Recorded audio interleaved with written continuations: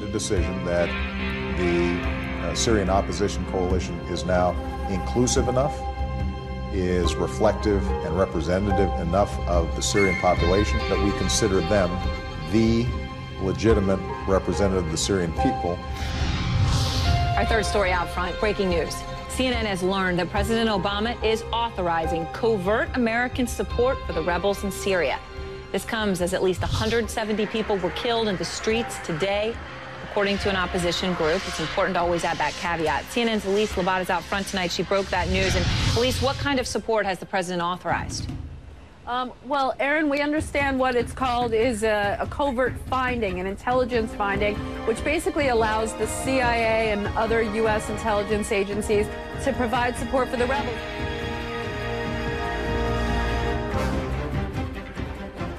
In my opinion, all the evidence to justify this attack is bogus.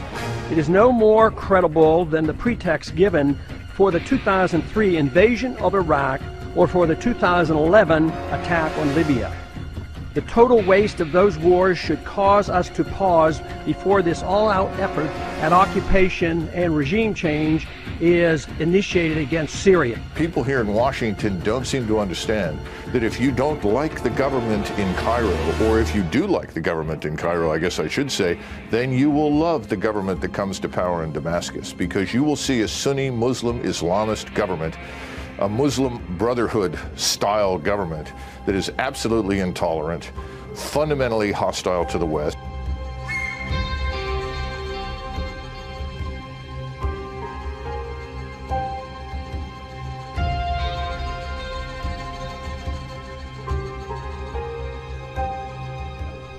There are no national security concerns that require such a foolish escalation of violence in the Middle East. There should be no doubt that our security interests are best served by completely staying out of the internal strife now raging in Syria. And once again, we are about to engage in military action against Syria and at the same time irresponsibly reactivating the Cold War with Russia. We're now engaged in a game of chicken with Russia, which presents a much greater threat to our security than does Syria.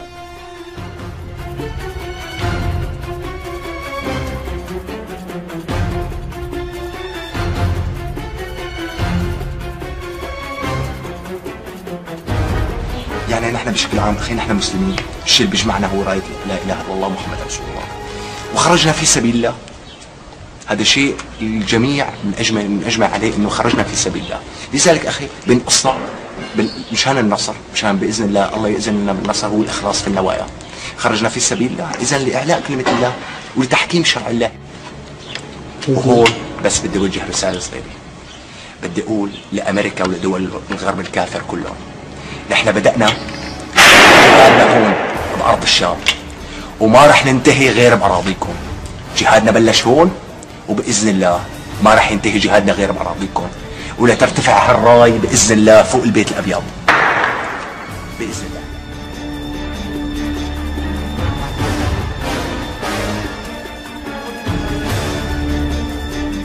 Syrian rebels say they will stop at nothing to defeat Assad. Some of them are so proud of their deeds that they post them on the web, including the execution of prisoners or having a child behead a man who was presumably an Assad supporter.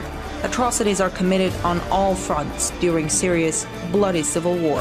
According to many accounts on the ground, it's Islamist groups that do most of the fighting on behalf of the rebels. Dr. Tawfiq Hamid was a member of a jihadist organization 25 years ago. He later became a vocal opponent of radical Islam. The jihadists have no problem to behead people alive. You deal with people like Bin Laden and the radicals of Al-Qaeda who have no hesitation to use any form of weapon to really control any place with their religious beliefs and ideology. Representatives of opposition fighters came together in Turkey last Friday to form a unified command, with the support of the so-called Friends of Syria, including the Gulf states, the US, the UK, and France. One of the delegates at the meeting says 2/3 of the Islamist-dominated anti-Assad groups have ties to the Muslim Brotherhood and Salafists. Despite supporting the anti-Assad forces, the Obama administration also recognizes that there are radical groups among the opposition. In an attempt to distance themselves from extremists, Washington has designated one, al-Nusra, a terrorist organization. It is thought to be one of the most aggressive and ruthless groups currently involved in the conflict. It's seen as more of a symbolic move on Washington's part, as many other rebel fighters in Syria welcome the efforts of those designated terrorists. This is a demonstration of support for al-Nusra in Syria, with people heard chanting, "We are students of Osama." In its own words, the Assad government is fighting terrorists. That battle has claimed thousands of innocent lives. The measures the Syrian government resorted to have been widely criticized. But does that crisis mean the world should keep their eyes shut at who's actually fighting for power in Syria now? In Washington, I'm Ganesh Chekyan.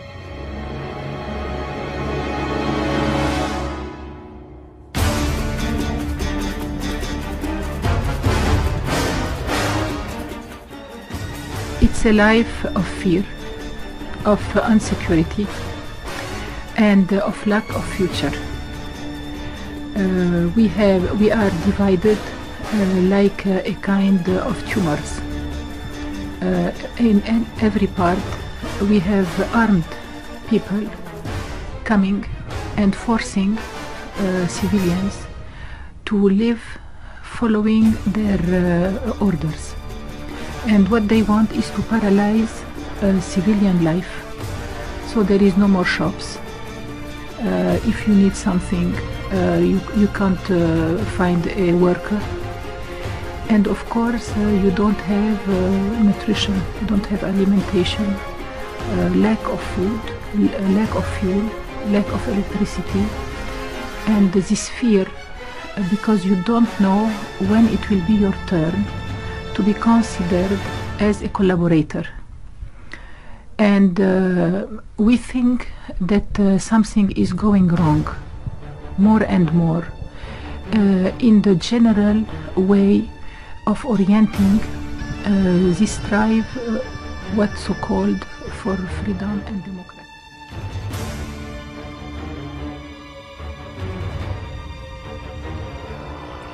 Until a few months ago, Yaqubiyi was a Christian village in the predominantly Sunni Muslim province of Idlib in Syria. The majority of its residents fled because of the war. Out of the thousands of Christians who used to live here, only about 200 remain. And the change is visible. Many of their homes are now being used by the internally displaced from nearby areas. And other villas are now bases for opposition brigades. The opposition says they have permission from the village mayor to temporarily use the abandoned homes, but his opinion carries little weight now. We weren't able to convince the Christians in this town to speak to us on camera. They told us they're afraid. Some of them say they have relatives in government-controlled territories, but they're also afraid of a divided opposition.